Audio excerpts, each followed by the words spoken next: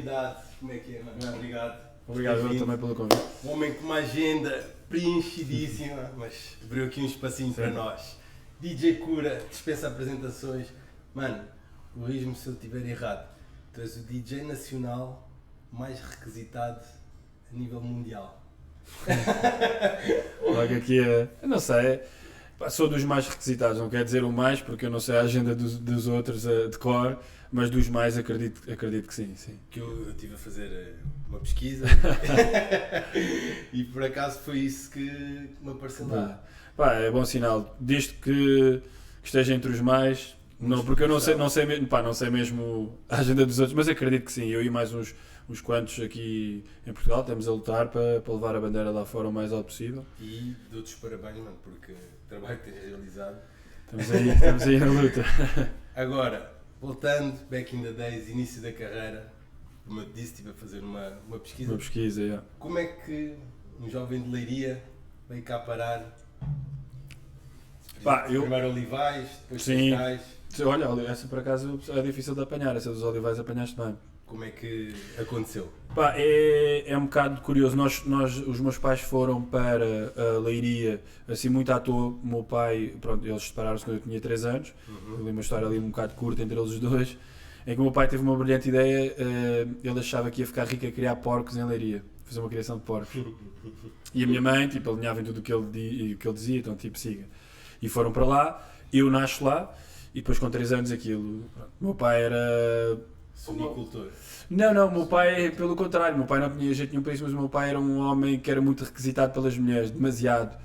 E esse sempre foi o problema dele, e então ele não conseguia gerir, era muita coisa. E a minha mãe, coitada, pronto, sofreu com isso, mas pronto, aquilo depois terminou, e nós viemos para Lisboa, para a casa dos meus avós, que era nos Olivais, que era uma zona ali dura, uma zona ali mais complicada, mais hardcore, pá, na altura a explodir. Muita diferença? Eu era bué da puto, eu tinha 3 anos. Calmo. Sim, eu tinha 3 anos, não percebia bem, aquilo era tudo um bocado, mas era uma zona pesada em termos de droga. Na altura, ali início. Norte. Eu não te sei dizer a zona, aquilo. Como é que tem as torres? É aquelas torres de, assim, de cinzentas e cor de laranja, ou aquele tijolo, zona pesada. E tinhas muita droga aí. Tu viveste até que idade nos Olivais? Antes de ir para Cascais? Talvez até aos 11, 12. Então ainda apanhaste. Apanhei, sim, não vi. E, por exemplo, eu tenho memórias de nós estarmos a jogar a bola e aquilo é só seringas no chão. Duro. E nós temos noção do que é que aquilo era, percebes? Aquilo tudo para um miúdo é tipo, tu não tens a noção do que é. Tanto é que tu vês... É um bocado. Vês aquelas, ou seja, não sei como é que agora está essa zona, não sei se ainda é a mesma coisa, mas na altura era pesado. Seringas no chão. Era. Até porque imagina, repara, eu acho que houve uma explosão nessa altura do consumo de droga, porque não tens a informação que tens agora, não tinhas, e na altura ali inícios dos anos 90, ali 92, 93, aquela altura o pessoal curtia, rasgar mesmo, o pessoal que tinha se calhar agora a nossa idade não tinha noção e bora, siga. Depois acabavam todos numa valeta, não é? Sim, por causa eu lembro nessa altura, até mesmo, eu vivi até aos 5 anos na Moraria, também era idêntico. Sim.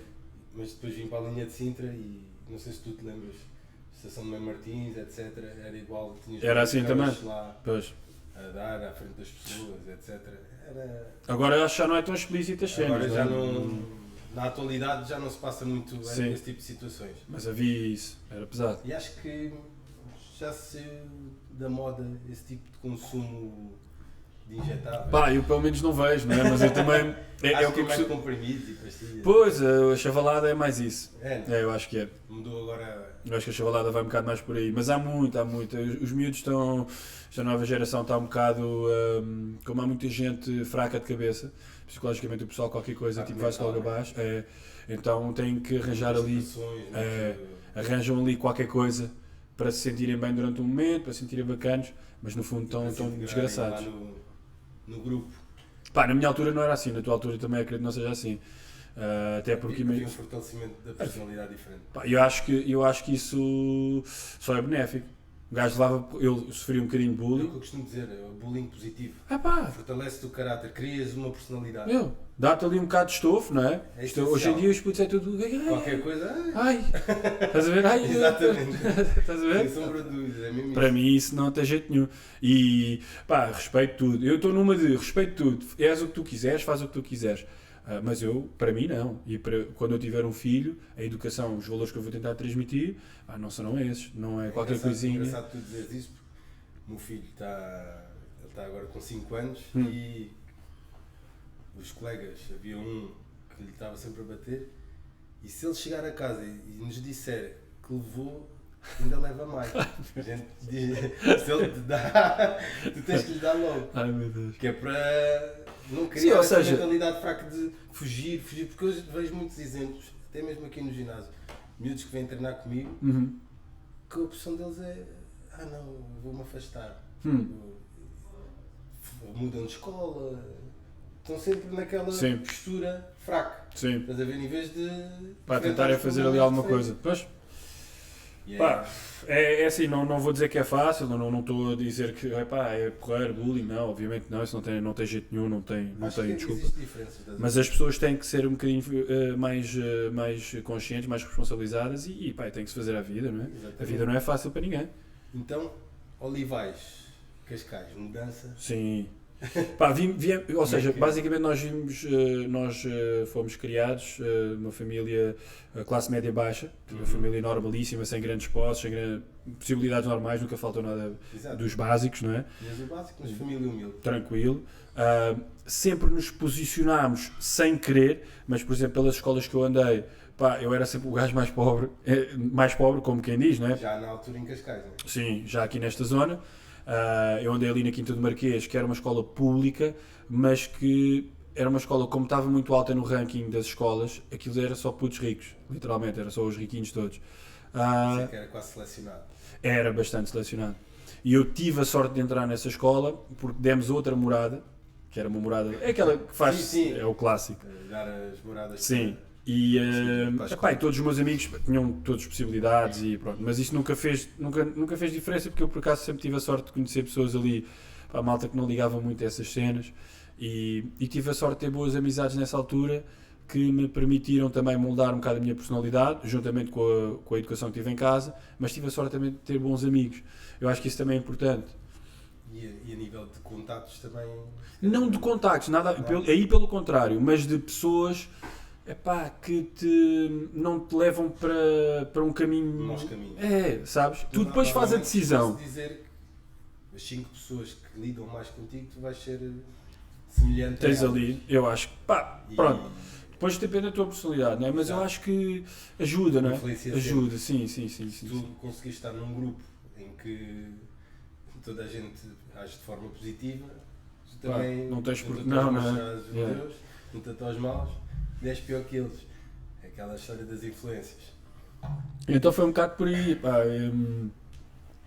amigos tranquilos, a escola também, aquela escola era, lá está, aquela parecia quase um colégio, então ninguém fazia nada, não havia grandes, aliás eu era considerado um gajo assim mais fora da linha, porque falava nas aulas, aqui nesta zona, Foste muitas vezes para a rua? ia muitas vezes, tinha sempre a caderneta cheia, Sentias-te assim desenquadrado, fora do padrão sim.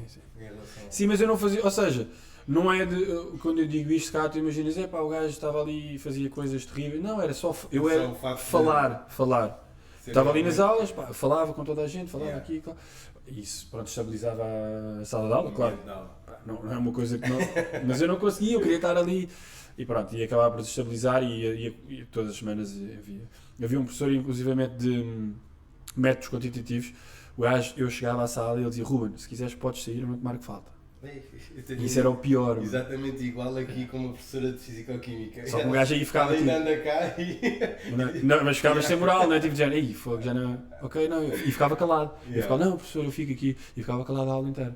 Mas percebo-te Estás a ver, não é? Exatamente o exemplo aqui de uma professora de Fisicoquímica. Mas tu olhas agora para trás e dizes, fogo, realmente um gajo, se fosse eu o professor, este puto, eu tinha que o arranjar a maneira de o calar. Perdem um bocado de paciência. Estás a ver? É normal, é normal. Agora nós temos essa noção, na altura não. Na altura eu achava, não estou a fazer mal a ninguém. Só estou a falar. Só estou a falar. Depois, estás em Cascais, o teu primeiro trabalho foi numa loja de surf. Sim. Conta-me, perdemos um surfista. Não. Ou seja, eu tinha a mania do bodyboard, eu fiz bodyboard durante muitos anos. Depois precisava de ganhar algum dinheiro para curtir o verão, para estar aí a surfar e pronto, a minha mãe não tinha dinheiro para mandar ali a dar, eu tinha que andar a arranjar uma solução, então o tipo que me patrocinava no bodyboard, ele dava-lhe um apoiozinho, não é? Eu disse, achas que está para trabalhar aí? E ele disse, vem aí. E então ao fim de semana, acho que era sábado e domingo, ou sexta à tarde e sábado o dia todo, perdão, eu ia para lá, ele pagava mais que era tipo, já não me lembro, tipo 20 euros ou uma coisa assim o dia todo, tipo 8 horas. Mas para mim era bacana. Tipo, para ele, e para ti também era o primeiro... Para mim era... E ele tinha lá portanto, o material todo DJ dentro da loja.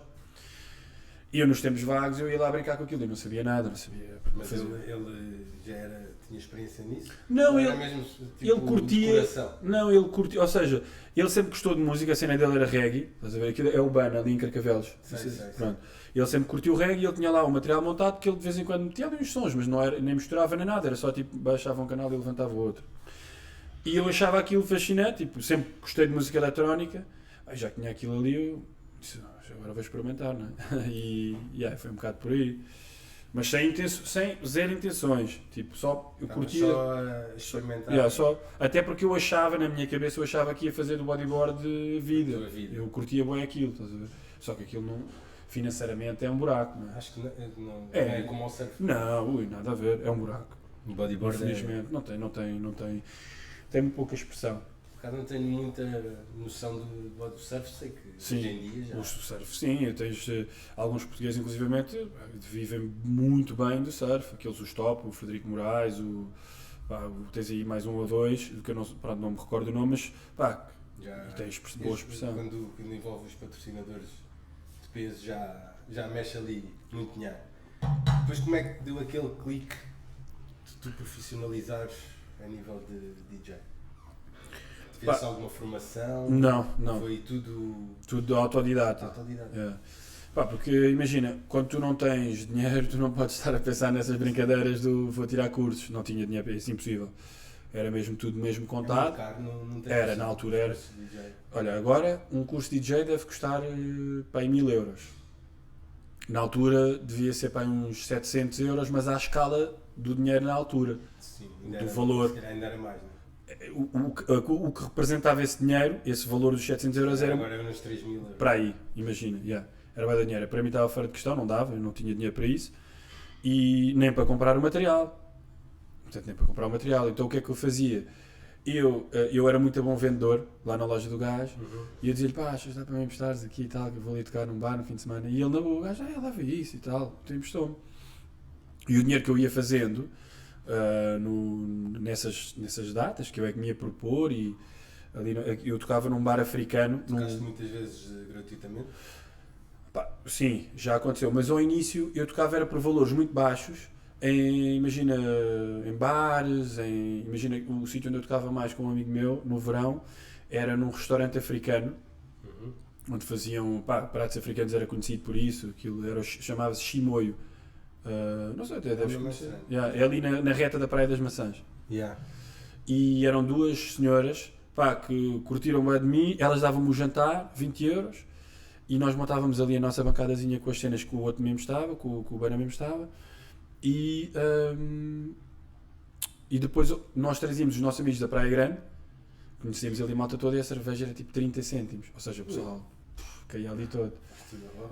E então eu fui juntando o dinheiro desse verão todo, juntei, consegui juntar ali algum dos bares e tal, e deu para comprar um leitor de CDs. E depois no Natal a minha família toda fez ali uma vaquinha, tipo primos dali, primos da lá, e conseguimos comprar mais outro leitor e a mesa. Só que depois, eu estúpido, né, emprestei aquilo a uns amigos meus, que eram DJs de reggae na altura, que estavam aí a bombar e tal, e não sei o quê. Ai, mano, roubaram-me o carro. Acabou-se o material. Portanto, tive o material para aí tipo 5 meses. Fiquei mesmo aquilo. pá, bateu porque eu tive mesmo... Ou seja, não O foi... esforço que foi para conseguires. Ou seja, e e depois do nada, pá, a partir daí disse nunca mais empresto nada a ninguém destas merdas, porque aquilo saiu-me do corpo e eu tinha gosto naquilo, dava para treinar em casa. Repara, nós ainda estávamos numa fase, eu e esse meu amigo, estávamos a aprender porque nós não tínhamos a noção de um curso de DJ, aprendemos a misturar sozinhos e estávamos naquela tentativa e erro. Aquilo às vezes era com cada pregaria, não tens noção, o pessoal é que não percebia, mas era, pá, nós não sabíamos misturar, estávamos a tentar, não é? Mas isso é brutal, mano. Ainda por cima, na altura em que tu começaste, não havia a internet que nós temos hoje em dia. O YouTube, Como é que tu eu comecei a tocar, eu acho que o YouTube não existia. Não há o chegar lá, olha, como é que se... How to? Não, hoje em dia tu chegas lá, como é que se faz isto? o gajo chega, diz olha, tens que... vais pela primeira batida, depois é que lanças quando a outra estiver a bater, quantas 4 tempos, nada. E é que essa parte é muito importante. Se tu não lanças a música, em teoria, no tempo certo, logo à partida ela já está tudo mal. Está tudo mal. E nós não tínhamos essa noção. Era o Diogo Loreto, que é um amigo meu, ele tinha os pratos de vinil, os Technics, e eu levava os leitores de CDs que o Bana me emprestava. Pá, mesmo em vinil, tu pegas no disco, se tu não pegas no disco, não estás ali na primeira batida e não lanças na primeira batida, aquilo vai dar tudo mal. E ainda por cima, a manipulação de um giradiscos é muito diferente de um leitor de CDs. Aquilo é completamente analógico. As medidas, tu tens que acertar aquilo à agulha, por isso é que muita gente se diz, este gajo não é DJ porque não toca com vinil, que é uma coisa ridícula, obviamente, mas realmente tu misturares duas músicas a um tempo certo com vinil tem uma dificuldade completamente diferente de um CD, não tem nada a ver. E tu nessa altura aprendeste tudo sozinho. Sim, teve que ser. A contar os tempos, como é que se deu esse... Tiveste alguém que te ajudou? Não, íamos tentando, foi na raça, como se costuma dizer, era eu e esse meu amigo, pá, íamos tentando até que aquilo depois tu começas a, pá, de alguma forma o teu ouvido começa a ficar treinado. É como, por exemplo, tu podes não ser músico, não é? Não saber tocar piano, mas a um determinado ponto, tanto vais lidando com a diferença da tonalidade de certas notas, que tu vais percebendo o que é que está dentro do tom e fora do tom, pela experiência, pelo tempo.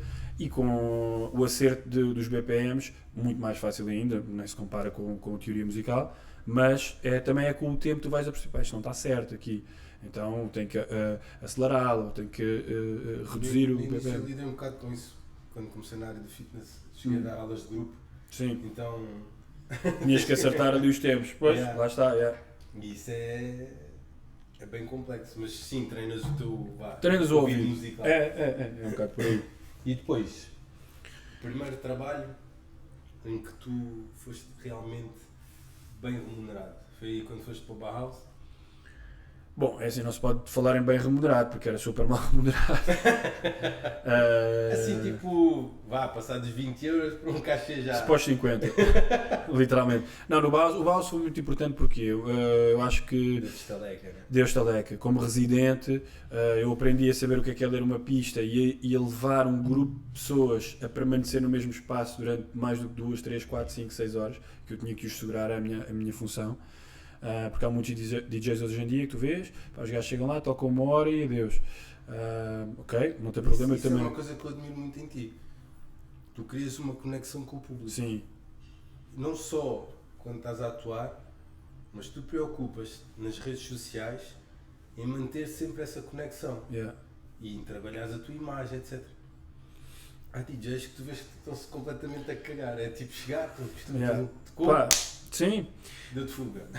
Sim, depois também tem a ver, acho que um bocado com a tua obrigação, com o teu estatuto de artista, não é? Imagina, se tu és um residente, ou se tu és um DJ, ou um artista qualquer sem expressão na indústria, tu não tens a obrigação de estar ali com grandes lamirés. Chegas lá, fazes o teu trabalho, o que foi combinado. Agora, se tu tens pessoas que se deslocam de propósito, pagam um bilhete para te ver, aí já tens outro tipo de obrigações. Mas tu já naquela altura já davas tudo. Não, naquela altura eu tinha que dar tudo e mais alguma coisa. Porquê? Porque eu era contratado como residente, eu tinha que chegar às 10 da noite, ia-me embora às 10 da manhã e limpava o chão da discoteca todo, a cabine, lavava os CDJs e montava as estruturas porque tinhas um palco à frente, porque aquilo à sexta-feira fazia um strip misto. Mas eu ia feliz, eu ia para ali feliz, caguei, tipo, estou aqui, estou a tocar, é o que me interessa. Pôr aquelas cenas penduradas. Yeah. Pá, era o que era, na altura, claro que agora nós dizemos isto, agora até nos rimos. Muito. Na altura isso funcionava, o pessoal curtia, porque era tipo aquela. Não era o strip de quem vai a uma casa de strip, era o strip de galhofa. Exato. Era para haver galhofa. Os putos ficavam todos contentes. Pronto, era o que era, mas. E eu fazia isso, pá, limpava os robôs, limpava a cabine toda, limpava o chão, saía de lá às 10 da manhã, mas feliz. Só que é assim, aquilo não dava para pagar as contas, aquilo era um extrazinho que eu fazia para brincar e eu nem levava isso muito a sério. Conjugavas algum trabalho junto com a vida de DJ? Sim, eu trabalhava num call center do Citibank e aí é que eu fartava-me fazer dinheiro. Convenceu o pessoal a fazer cartões de crédito. Yeah, basicamente. E ainda por cima, mais difícil, não, que era pessoal, ex-cliente que tinha desistido, ou seja, pessoal que estava bastante insatisfeito e eu tinha que os converter novamente. E pá, mas eu tinha jeito para aquilo. Eu sempre tive jeito para essa cena do marketing e sempre tive jeito para isso. E então aquilo era que pagava as contas. Sentes que isso é também essencial? Ajuda muito. Na venda tu podes ter um bom produto, se não o sabes vender, né? Pá, o que é que vale? Se ninguém souber, acho que é importante. E criar ali uma aspiração em termos daquilo que tu tens, daquilo que tu tens para oferecer, também não é logo, olha, está aqui, mas criar ali algum mistério, um sentido de tu quereres saber, ficar ligado, querer mais, saber mais sobre aquilo sem ter de estar a forçar a pessoa. É um bocado, acho que é esse o segredo, nem sempre dá em tudo o que fazemos, mas é o que nós tentamos, pelo menos, aquele cariz aspiracional daquilo que nós tentamos fazer. Tu depois estavas residente no Baals, mas ias já tocar em outras casas? Ou... Mais tarde, quando eu começo a produzir, porque eu tinha um problema, o rapaz estava comigo, éramos dois residentes, e eu queria tocar certas músicas e ele também as queria tocar, então tínhamos de estar ali a dividir. Dividiam o quê? 50-50 o tempo? Não em termos de tempo, mas as músicas, os hits, imagina os hits. Estavam a bater? Eu queria tocar, ele também queria, tinha que haver ali uma decisão. O que é que eu pensei? Bom, vou fazer os meus próprios edits, vou começar a produzir para ter as minhas versões e ele assim toca a cena dele e eu toco a minha. E assim há uma diferença. E foi aí que eu comecei a produzir por causa disso. Para ter os meus próprios edits. E aí mais uma vez, mano. Só formação, DJ produtor. Nada, é. E aí o desafio ainda é maior? Aí é maior, aí é muito mais técnico. Aí entras noutro mundo. Entras num mundo que, além de tu teres que absorver muito conhecimento e que na altura, repara, quando eu começo a produzir em 2009, informação em termos de produção musical era nula no YouTube. Hoje em dia tu tens os projetos já feitos, dão-lhes os projetos aos putos, está aí, olha, completa tipo Lego, está aí o Lego, monta aí. Pá, pronto. O que é que difere depois? Porque se toda a gente, tu dizes, mas toda a gente tem acesso, porque é que nem toda a gente faz um hit, não é? O que depois depende, o que diferencia é a tua cabeça. Tu tens as ferramentas, mas se as tuas ideias não forem melhores do que as dos outros, és mais um que tem muito conhecimento para nada. Sempre me fascinou, mano, porque eu considero que o produtor, quando faz a batida ou beat, whatever, mano, é 80% ou 90% da música. Podes pôr lá qualquer um a cantar. Que... Sim, repara, é muito situacional, repara.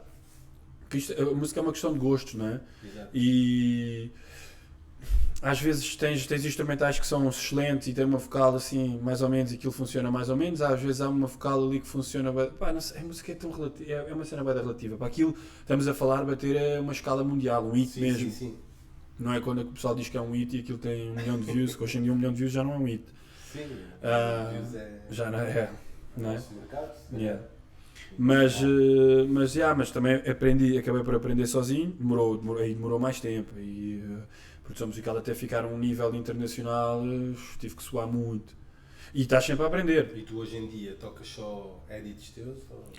Em termos, assim, toco edits mesmo, ou seja, a minha playlist que eu toco é 95% meu, em termos de edits.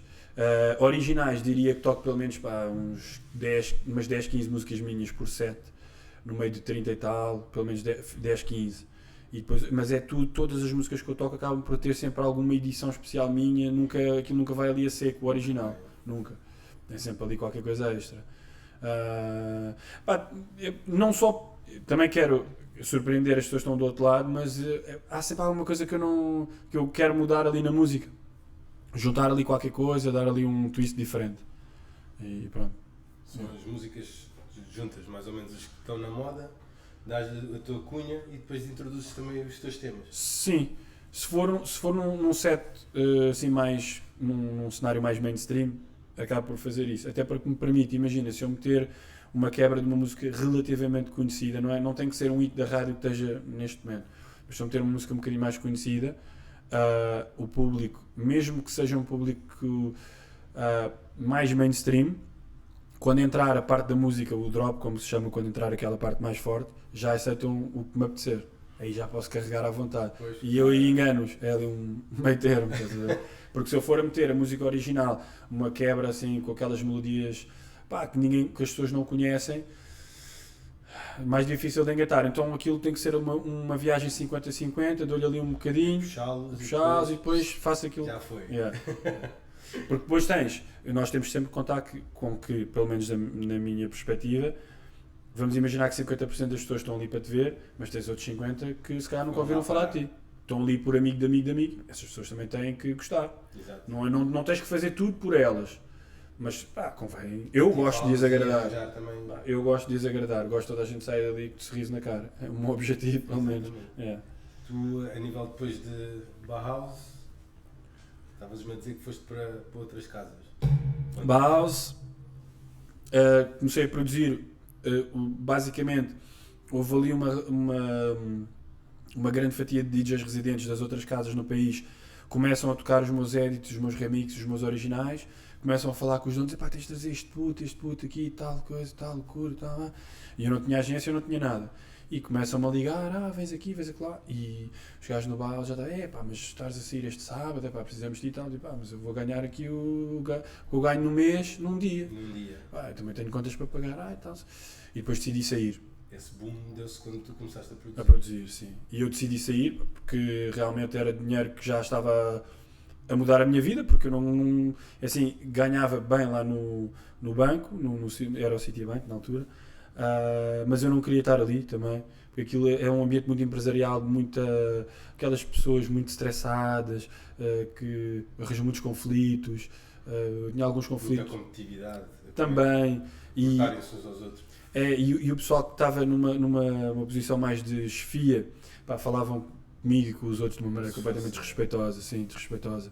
Até estive ali... Acontece muito, eu também estive quando era mais jovem, no call center da Teleperformance. Sim, pois. E o meu era da DEC Protesto. Sim. Sim, eles a falarem, como tu... se fossem... Sim, a dirigirem-se a mim, tu. Eu, tu, que é isto, não é? Nós também, imagina, repara, para tu teres noção, aquilo foi um amigo meu que descobriu aquilo era uma coisa de louco, tu vais até questionar se isto era mesmo verdade ou não, mas era mesmo verdade. O amigo meu descobre aquilo e eles dizem, olha, isto é 400 euros de salário base, na altura, e eu assim, para mim excelente, 4 horas e ganham a comissão por cartão vendido. Ok, eu nem estava a pensar nos cartões. E aquilo começou a surgir, eu vendia, era aos 10 cartões por dia, 15 cartões em 1 hora. E eles faziam uma cena que era, quem vender tipo 9 cartões pode-se ir embora.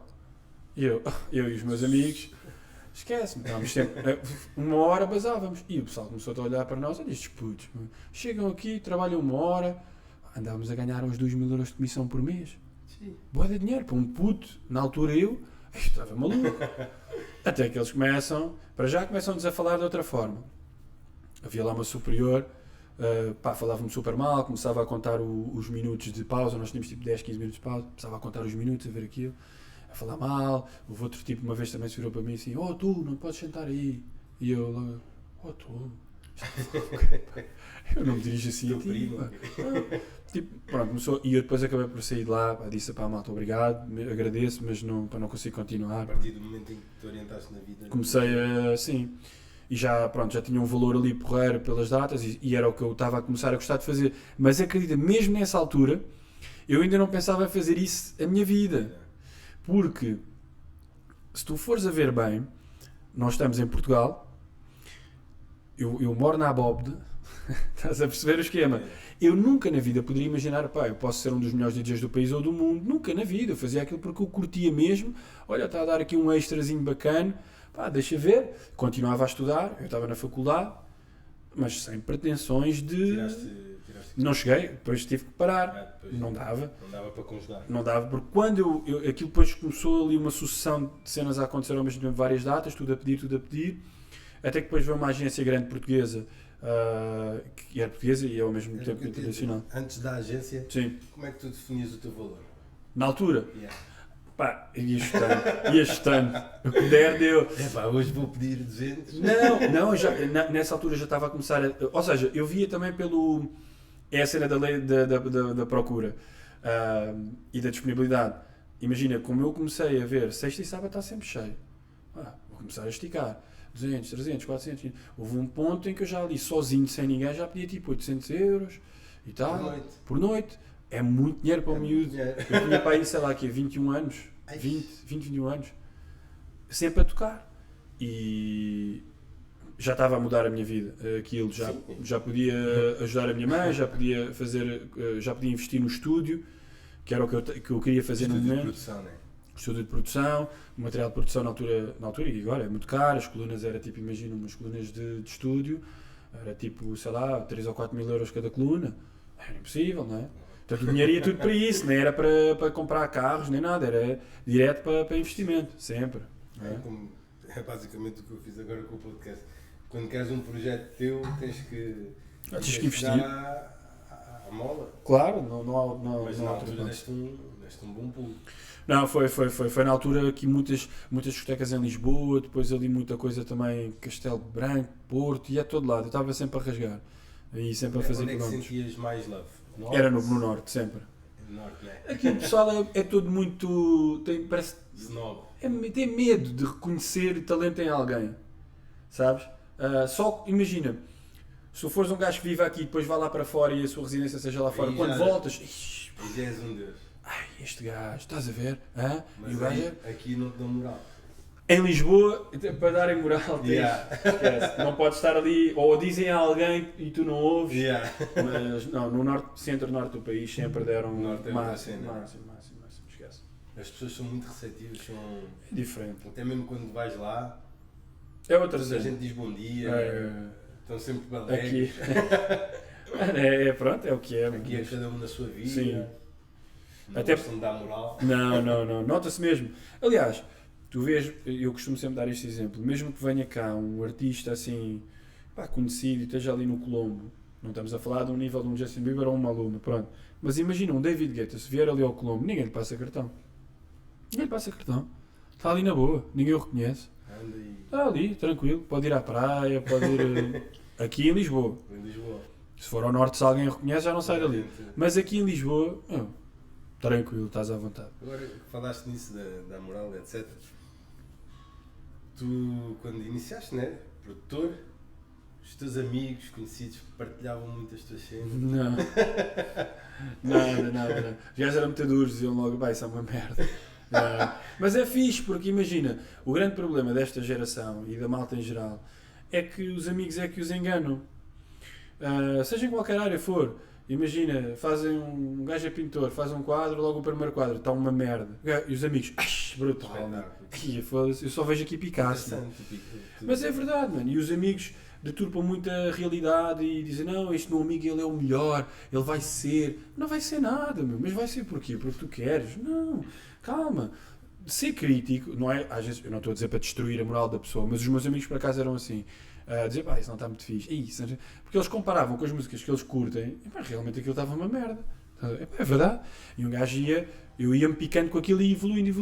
Eu tinha essa personalidade de... Lá está o referido bullying de dar ainda mais combustível. Logo. Estás a ver? Curto. O sucesso. Sim, eu curto. Eu picava-me com essas cenas e eu pico-me com isso e para mim ainda me dá mais gás. Portanto, está tudo. Na altura fico... Mas depois aquilo, não. Bora tentar, bora fazer. Mas eu acho que o grande problema, e eu já lidei, eu e ele já ouvimos esta história milhares de vezes, aquele vai ser, aquele, agora vai lançar e vai fazer, nem tens noção. os anos passam, não os vês em lado nenhum. Ui, aquele agora vai explodir, agora, ui, nada.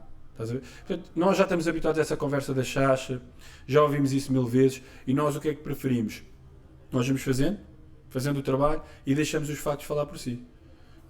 Eu nunca fui muito disso, eu agora vou, agora, não tens noção. Porque isso isso não dá nada. Meu. É O uma... teu trabalho fala por ti. tem que falar. Exatamente. Pode até não é falar, preciso, mas preciso tu estares a... não pode ser. E expectativa. muitos miúdos às vezes me abordam e na altura abordavam, o que é que eu hei de fazer e tal, e os meus amigos dizem que isto está brutal, e depois tu vais ouvir aquilo, aquilo não tem jeito nenhum. E eu sempre, o pessoal que me pede críticas em relação a músicas, e alguns deles já me conhecem, já sabem como é que eu sou, já sabem que eu sou super sincero. Alguns não gostam, mas eu acho que a única maneira de tu evoluires num processo criativo é se vês alguém que te aponta. Eu não estou a dizer, não vou rasgar o puto, dizer, isso está uma merda. Não vou dizer, olha, isto não está bom, tenta comparar isto a uma música que tu realmente gostas, de um produtor de topo, e ser sincero contigo próprio, a nível de construção musical, equalização, masterização. Achas que isso está parecido? Não está. Vamos trabalhar para tentar estar. E depois aí o que vai imperar é a tua ideia, se é boa, se não é, se conectou com as pessoas, pronto, 1001 hipóteses dentro do espectro da produção musical. Mas um gajo tem que ser honesto. É engraçado tu falares nisso. Tu crias a tua própria imagem de marca, mas eventualmente alguém ou alguns produtores inspiraram-te. Quem é que são assim as tuas referências a nível mundial? Sim, eu gosto muito do Axwell, Calvin Harris também, o Hardwell na altura também, aquilo que ele fazia desde o início também me inspirava bastante, mas sim, os suecos, os Swedish House Mafia, o Axwell, o Ingrosso, o Steve Angelo, o Calvin Harris também muito, o Hardwell, foram, acho que dos artistas que são capazes de ter tido mais impacto ali no início da minha carreira, o Afrojack também. Mas curiosamente muitos deles tive a oportunidade mais tarde Era o que eu te ia dizer, já colaborar. sim. Como é que se dá essa ligação? É difícil. Foi pela vossa agência? Ou... Não, aqui não houve. Ou foi mesmo... Imagina, tu tens muito na indústria da música, tens muitos arranjos, coisas de interesses, de uma mão lava a outra. O artista está a bater, pega, sim. não é? Eu nunca beneficiei disso, para ser sincero. Nunca tive esse tipo de arranjos. Tive que provar sistematicamente o valor. Até porque quando eu entro na cena lá fora, muitos deles me viam como um wannabe, literalmente. Não tenho problemas de dizer isso. Porquê? Porque na altura a indústria era muito fechada. Se via um gajo que, por exemplo, que gostava de ir ao ginásio, gostava de cuidar um bocadinho mais da aparência, de género, este gajo exatamente aquilo que eu tinha referido no início. E eu acho que tu fazes muito bem, porque tu hoje em dia não é só o teu trabalho que fala, a tua imagem. Mano, tu a nível de DJs tem a imagem mais cuidada. Não sei, se calhar não conheces. Não, mas agora já se cuida mais. Sim. Sessão, fazer sessões fotográficas, sim. etc. Criar ali uma imagem, não só se identifica com o teu trabalho, mas também com a tua pessoa. Sim. Talvez isso tivesse... Não, é que na altura, imagina, não era comum tu veres um DJ muito associado a isso. Do género a ter cuidado com a imagem, ir ao ginásio, era mal visto. Do género, mas este gajo vai ao ginásio, como é que ele está ali no estúdio a produzir? E dizes ao ginásio, demoras que 1 hora e um quarto, o dia é tão longo, não é? Tipo, qual é a cena? Eu não conseguia perceber isso. O resto do dia passava no estúdio, fazia outras merdas. Tipo... Como é que o Big está a fazer a música como deve ser? Não sei, acho isso. E depois, curiosamente, esses gajos, inclusivamente gajos grandes, nas redes sociais me torçavam, e tudo, no Twitter e tudo. Este gajo meteu uma foto. Sim. Tipo, inclusivamente, uns deles vieram mais tarde a colaborar comigo, em músicas, sim, com todo o prazer. Me pediram desculpa por isso, e inclusivamente pediram-me conselhos. Mas o que é que tu fazes? Como é que treinas? O que é que comes? O que é que tomas? Tal. E... Então quiseram pegar mesmo nessa vertente de tu cuidares da tua imagem para tentar desvalorizar era mal visto. O teu trabalho. Era mal visto. Agora, a malta toda, é raro DJ que não vai ao ginásio. Exatamente. Mas é assim, Foste pioneiro na... Pelo menos dentro dos DJs lá fora, acho que sim. Acho que não havia ninguém que treinasse. Havia o Will Sparks. O Will Sparks era grandola. Aliás, o gajo é maior que eu. O gajo é gigante. Mas era eu, Will Sparks e mais ninguém. O resto era tudo barrigudo, beber. Aquela vida louca, né? A vida doida, e eu tipo chegava aos sítios, careto, era só Red Bull sem açúcar, e os gajos olharem para mim, então mas o que é isto, não é? E eles sempre, pam. Pá, obviamente que é assim, nós bebemos numa questão social, pá, também para não parecer assim, eu comecei a perceber, porra, também não posso ser tão chato, sou um gajo chato, de chegar, tipo, tocar e tipo robô, estás a ver? Não, pá, soltamos um bocadinho, vemos ali uns 2 ou 3 shots com o promotor, fazemos ali uma festazinha bacana, pá, mas sem o abuso, sem ficar desgraçado, porque isto depois também vai prejudicar o resto da semana, não é? Vai influenciar na tua longevidade. Claro. Porque depois, Não dá, é impossível. Imagina, uma coisa é tu és um DJ que toca uma vez por semana em Portugal, outra coisa é um gajo que está sempre enfiado num avião e te ressaca, não dá. É das piores experiências que tu podes ter. E isto ressacado para um avião, esquece-me. É um pesadelo. Pesadelo, fazes tipo 3 voos seguidos. Não. Jet lag e ficas todo marado. Isso eu acabei logo com isso. Eu disse, fiz 1 ou 2 vezes e disse, não, isto não é para mim. Estavas-me a falar, depois arranjaste uma agência cá em Portugal. Eles é que me arranjaram, eles é que vieram. Vieram ter contigo e... Olha, deixa-me dizer isto. É muito importante se houver algum DJ ou algum produtor, ou algum artista que esteja a ouvir o podcast, não tem que ser vocês a procurar uma agência. A agência é que tem que vos procurar a vocês. Se uma agência não te procurar, não estás pronto. É tão simples quanto isso. Não reconhece o teu valor. Não tens valor. Ainda. Pá, se uma agência ainda não está, as pessoas estão atentas. Se a pessoa ainda não está, se as agências ainda não estão à tua procura, ou as pessoas ainda não estão à tua procura, é porque não estás a fazer barulho suficiente, o teu trabalho não tem relevância para ser vendável. Exatamente. É tão simples, não é? Uma grande dica, isso serve não só para a área da música, Todos. influencers, Tudo. modelos, tudo. Tu vês montes, imagina, mesmo na área do fitness, e não só, Fitness. que é a malta que se vai propor, perdes o poder de negociação todo. Exatamente, se estás-te a oferecer, é o que eles te meterem no prato. Tens aí, aceitas, ou então tens ali mais 30 que... Querem. Mas na música é muito assim, pá, espera, não há que haver pressa. Se tu é uma cena que tu gostas mesmo, e se é isto que tu queres fazer para a tua vida, tens tempo. Pá, tens tempo para maturar e para realmente essas pessoas virem ter contigo. Foi o que aconteceu. E o que é que eles fizeram? Foi curioso na altura. Portanto, eu fazia essas datas todas sozinho, não é? E eles disseram, pá, o teu valor de mercado está muito baixo para aquilo que tu podes oferecer. E eu disse, pá, mas cuidado que se vocês sobem para esse valor, ninguém vai querer comprar. Esses gajos que me compram normalmente. E eles... Depois afinal... Não. E eles disseram assim, olha, se realmente isso acontecer, nós avançamos de dinheiro para que tu não tenhas que aceitar essas datas abaixo do valor. E eu, ok. Era o que eu te ia dizer. A agência funcionava por comissão. Dava-te um salário base. Não, comissão. Sempre comissão. Comissão, e o problema na altura também é que, imagina, foi a maior agência, era a maior agência do país e com uma projeção internacional grande. Era a agência do Pete Dazuc. Na altura o Pete Dazuc estava no top mesmo, top. E eu fiquei super entusiasmado. E o problema, quando tu és miúdo, chega uma agência grande, tu aceitas o que tiver lá no contrato. Sim, ficas logo. O que tu tiver lá, tu dizes onde é que está a caneta. Exatamente. E o problema é esse. Percentagens muito altas. Pronto, independentemente, foi um trabalho que fizemos muito, muito importante e que se não fosse essa agência, não sei se estaria aqui ou se teria sido tão rápido.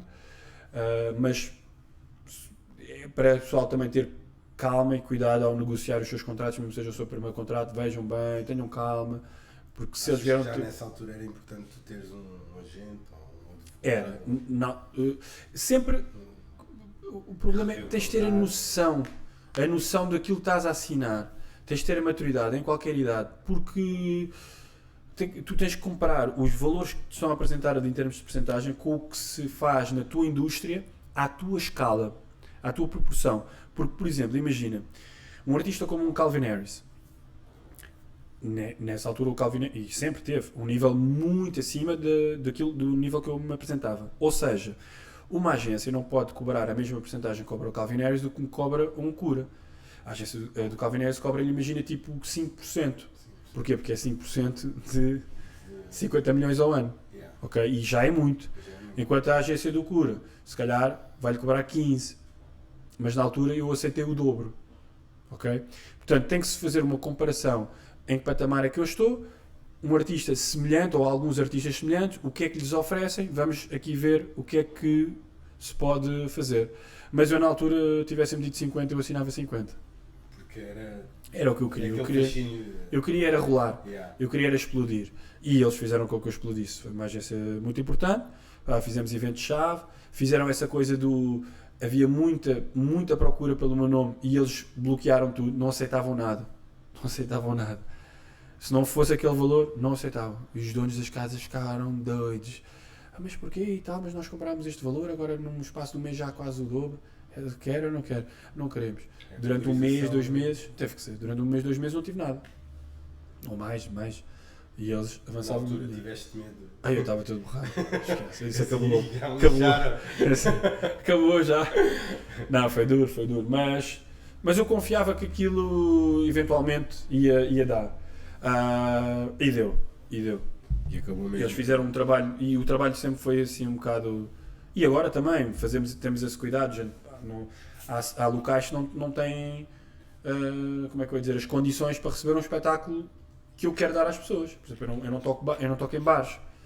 Eu não faço bares, discotecas têm que ser numa determinada lotação, nós temos um rider técnico de condições para mim e para as pessoas, para dar um espetáculo. Lá antes fazer Sempre. O soundcheck, temos que levar as nossas próprias colunas, temos que levar os nossos próprios efeitos, porque se não for para dar um espetáculo bom para as pessoas, eu prefiro não ir, fico em casa, porque depois as pessoas vão ver e dizem, mas isto, eu fui ver o gajo não sei aonde, tinha, sei lá, fogo de artifício, ou CO2, e agora aqui um show pobre, o som está fraco, tipo, e isto para mim não mais vale ficar quieto, não vale a pena. Tu ainda trabalhas atualmente com essa agência? Não, já entretanto saí, tive com eles 10 anos, decidi sair porque queria um novo desafio, uma coisa diferente, uma cena diferente. E foste agora assinar como internacional? Não, ou seja, eu sempre separei os mercados, nós separamos os mercados, o mercado nacional e mercado europeu e mercado asiático, e depois o sul-americano, menos, já fiz muita coisa lá, mas não é o meu mercado preferencial. Não, preferencial mas é um mercado que eu ainda estou a explorar, em termos de força, de impacto, ainda estou a crescer, porque eu adoro tocar na América do Sul, mas ainda não tenho ainda o power que eu gostaria de ter, óbvio, mas estamos a trabalhar para isso, sim. Tens o alcance, porque ia-te perguntar, já tocaste em quantos países no total? Não faz a mim. Quase todos, qual é que tu gostaste mais? Eu adoro o Japão, tenho uma conexão muito forte ao Japão, já lá fui muitas vezes, e não só pela atuação em si, quando eu vou e o carinho das pessoas, os gajos fazem cenas tipo, eles descobrem o que é que tu gostas, e além de levar os cartazes, tipo com as tuas fotografias quando eras bebê, os gajos vão descobrir tudo, depois descobrem as séries que tu gostas e levam-te presentes. E levam-te carregadores de telemóvel, por exemplo, eles sabem que eu adoro Dragon Ball, levam-me máscaras de Dragon Ball, carregadores de telemóvel, tipo, esquece, tu chegas ali, eu acabo de tocar, tens ali uma fila gigante de pessoas, eles super agradecidos, com presentes, com cenas, é um povo... É um mercado que valoriza muito os artistas. Eles sentem-se bem agradecidos. Yeah. Porque até mesmo o futebol explora bem o mercado asiático na pré-época, etc. Sim. Esquece. Eles vê-se mesmo, são fanáticos por... São fanáticos e... pronto, tem essa cena do género. Se eles gostam de uma pessoa, não têm medo de expressar. E os europeus têm um bocadinho esse receio de, não vou estar aqui também, até parece mal, estás a ver? Sim, aqui na Europa notas que eles são muito frios. Pronto, é tal cena que estávamos a falar há bocado. Se calhar lá acima, à Suécia ou assim. Ui! Acho que só fomos à Suécia, não fomos uma vez? Não, ou não foi? Uma vez? Noruega, que eu até passei aquela vergonha, passei uma vergonha. Conta-me, esta é para corte. Porque imagina, história.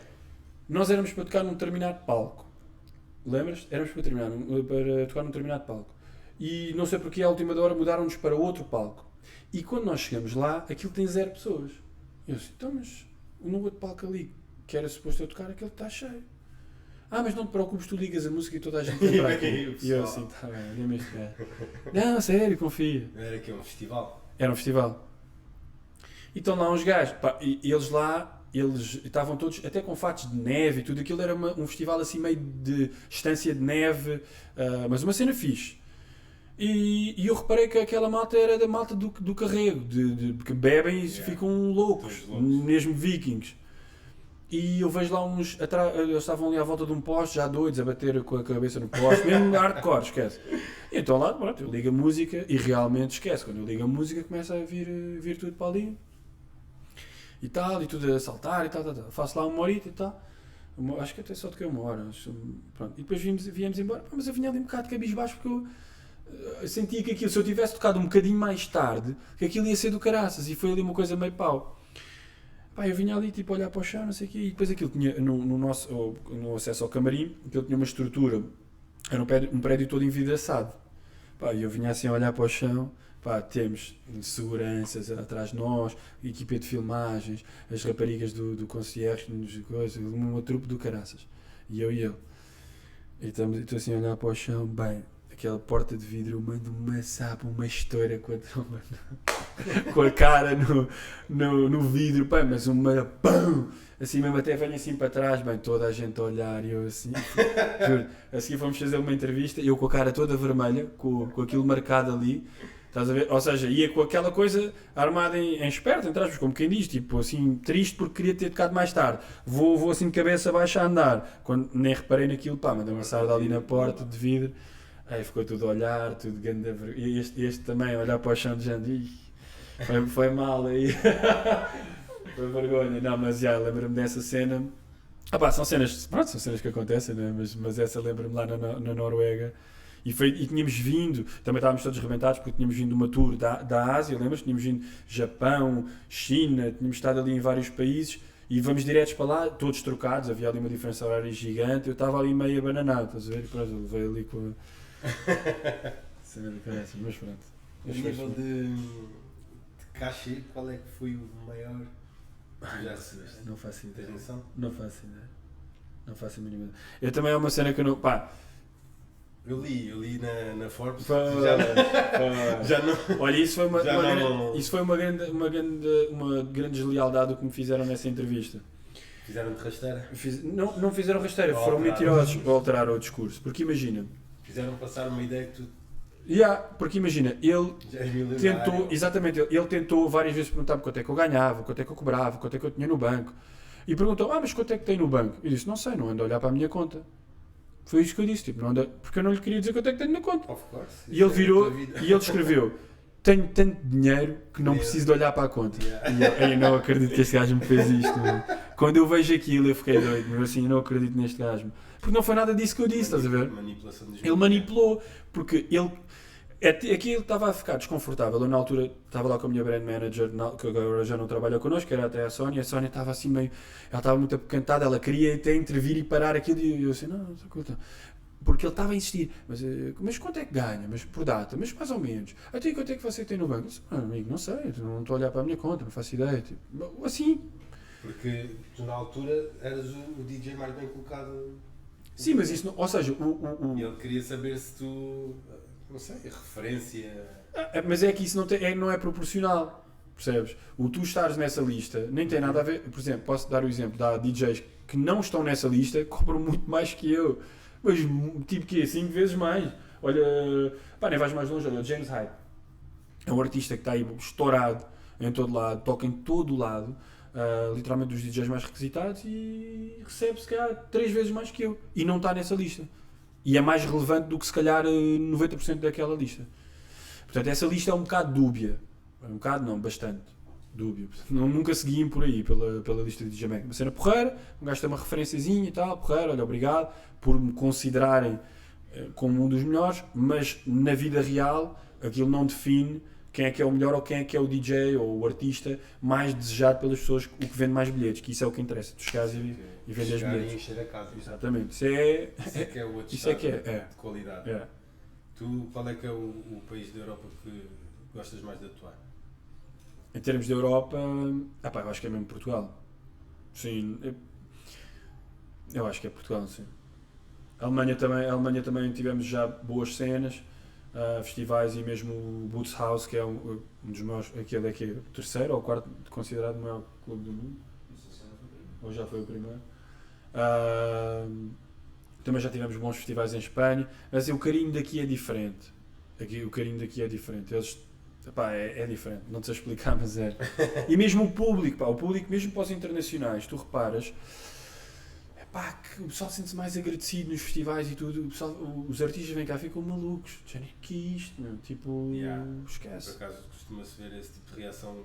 Nós O vamos público saber. português é. Quando tu és, ou seja, quando fizeste Muito receptivo. aquilo que estávamos a falar, que é, ok, tu és Tuga, foste lá fora, conquistaste lá fora e também e voltas e tocas, Voltas. foi aí que eu senti de género, ok, aqui já tenho o amor da malta, porque fiz o vai e vem e agora já me dão aquele valor. Porque se calhar se eu tivesse só ficado no território nacional, não me davam esse gás, provavelmente, não sei. Estávamos a falar há bocado, tu herdaste os genes do teu pai. Não, não, Sabes? sabes que não, porque imagina, em termos de. Nós temos sempre, pelo menos deveríamos, aprender com os erros dos outros, não é? para não ser igual. Eu sinto que tenho. Como é que eu tenho de explicar isto?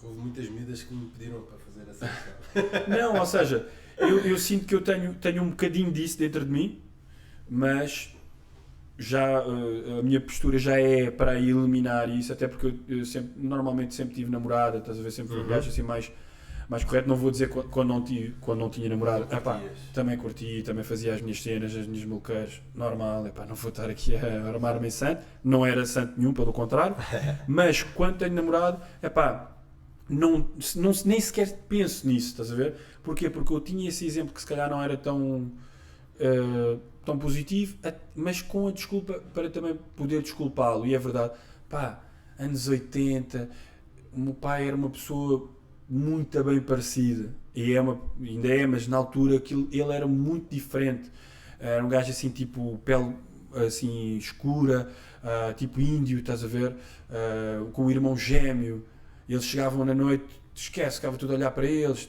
era como se fosse uma celebridade sem ser. As miúdas todas atrás dele, ele recebia uma pressão, ele queria curtir, normal, pronto. E eu já tenho uma abordagem diferente, primeiro porque eu quero seguir a minha carreira a longo prazo, não quero esse tipo de distrações. Sim, porque acaba por... acabas.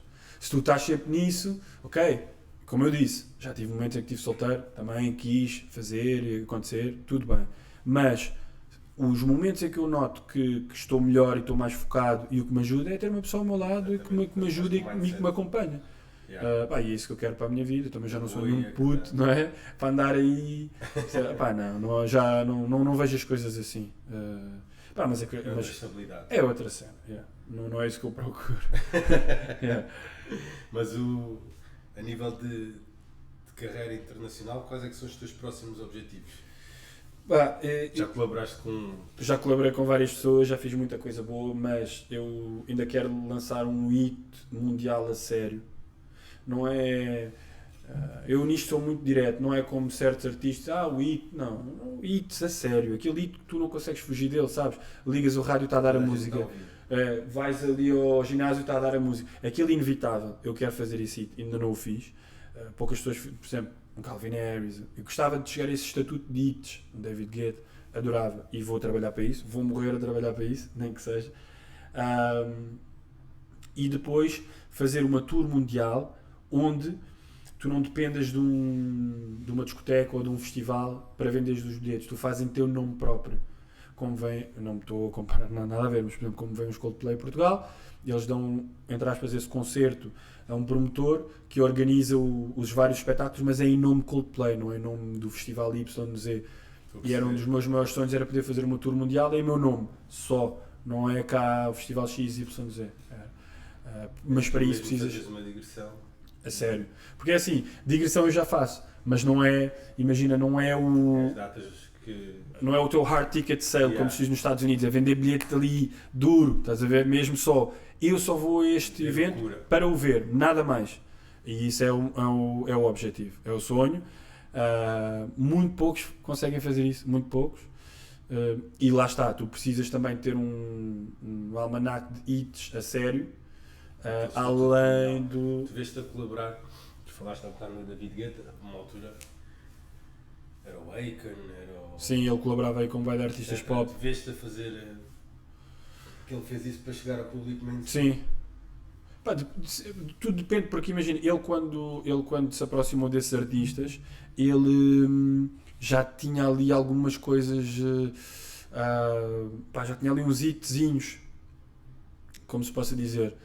E pá, depois que lhe foram abrindo portas, imagina, não posso chegar ao pé de uma editora e dizer, olha, eu gostava de trabalhar com a Rihanna, não tenho credenciais para isso. Ok, para ser muito honesto.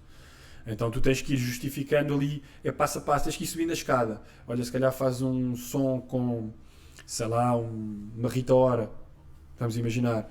E depois, olha, o som funcionou muito bem. Abriu a porta para um gajo mais, percebes, com mais estaleca, um will.i.am.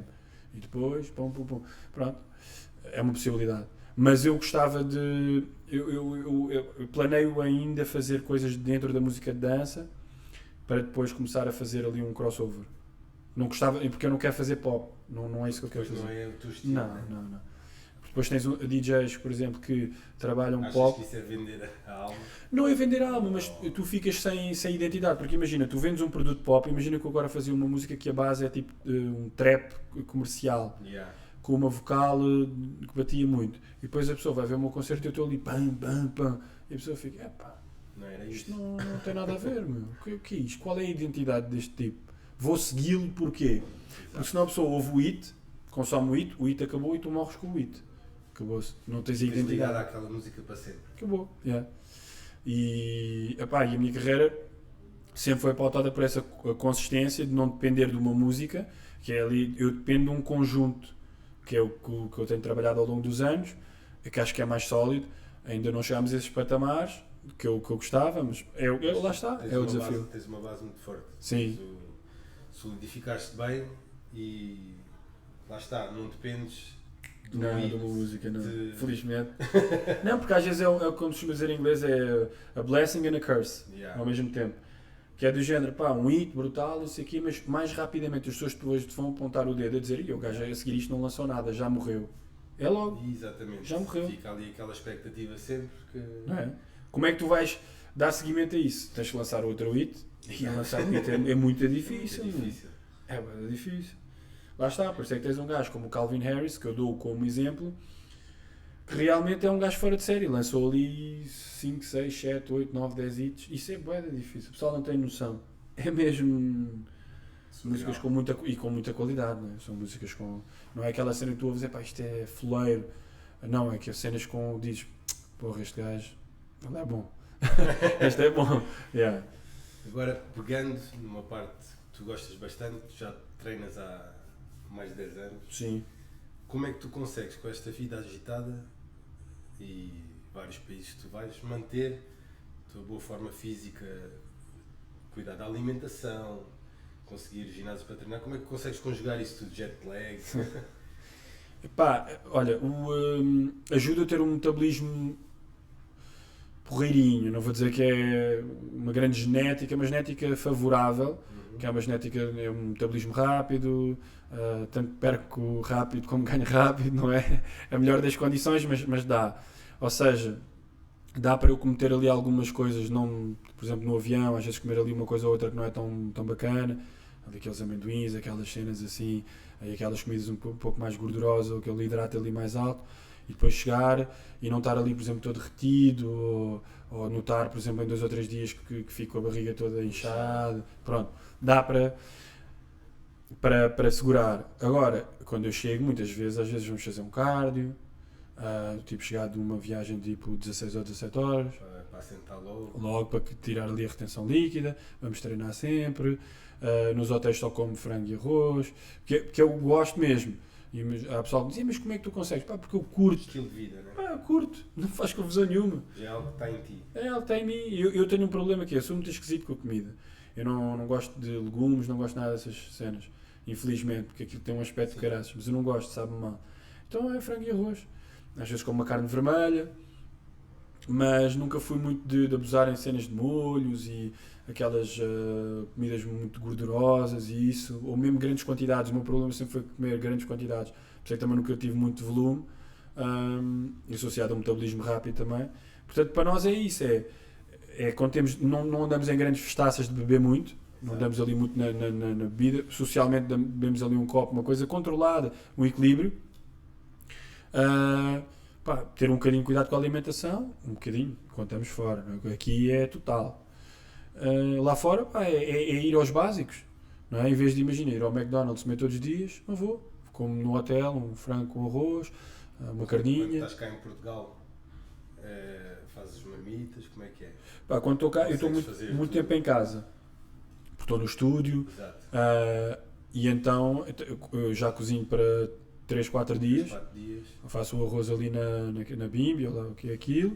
É impressionante. Tupperware. És um grande exemplo porque és um homem com a vida extremamente ocupada e arranjas tempo. Qual é muitas pessoas que dão a desculpa. Eu acho que isso é uma desculpa. Ou não como, etc. Yeah. Está São aqui um homem com uma agenda super preenchida. São desculpas, mano. Olha, eu por exemplo posso dizer que é prioridade. Nós tivemos agora no verão, em julho, temos uma situação de fazer 5 voos num dia. Já estávamos completamente malucos. E portanto com 2 atuações.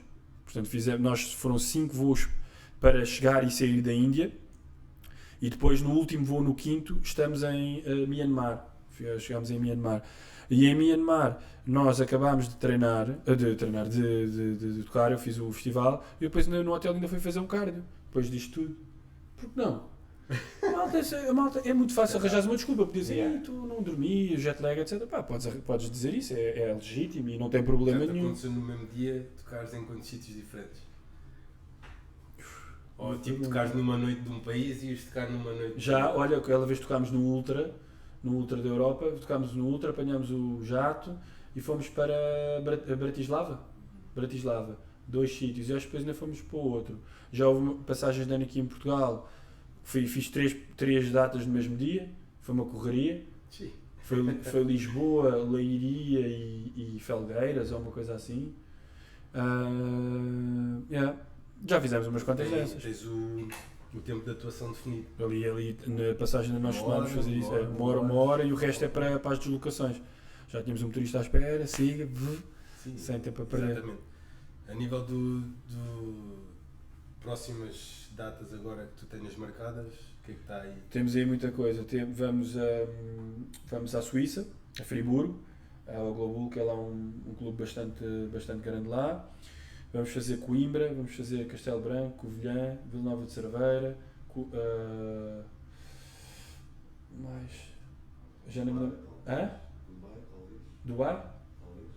Dubai, Braga, e depois vamos estar também Tailândia e a outra já... Indonésia também? Essas as 2. Há aí 3 ou 4 que ainda estão a... Passagem de ano, já tens definida? Sim, ainda não vou dizer. Sim, mas já temos uma fechada e estão a trabalhar a segunda. Vamos só fazer 2, não dá para fazer 3 já. É porque imagina, porque eles, para o lado do promotor, nós também temos que perceber, ele quer meter no prime time. E imagina, toca, imagina, meia-noite às 2, ou de meia-noite à 1h30, depois tem que fazer deslocação para o outro lado. No outro sítio já vou chegar, por exemplo, às 3 e tal, das 3 às 4 e tal, e o outro promotor ia ficar com a última hora. Exato, e depois o pessoal, percebes, não é tão atrativo. Já está a morrer. Tu agora, a nível de novos projetos, lançamentos, sim. O que é que podemos esperar agora? Temos muita música nova.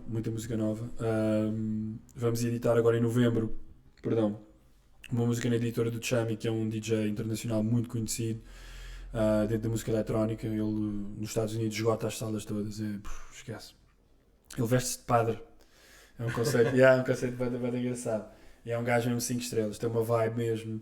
É daqueles DJs que, imagina, se não me vis na cabine eu sou mais energético e gesticulo muito. Ele não, ele está só de postura, curtir assim, é o padre. E o pessoal fica doido com ele, esquece, o gajo tem uma postura mesmo, um padre com uma onda, estás a ver? E ele não é padre, não é? Aquilo é só um personagem.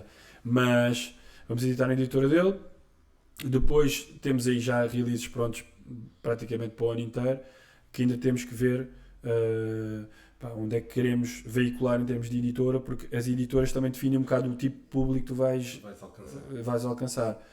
Se queres um público um bocado mais direcionado para os DJs pegarem no teu som e tocarem ao vivo, aqueles DJs que já têm craveira, não é? Estatuto, ou se queres uma coisa mais para o Spotify, para ser consumido pelas pessoas. Yeah, então aí depois nós temos que fazer essa gestão. Yeah. Agora, em jeito de finalizar, qual é que é o artista português que tu gostarias de colaborar?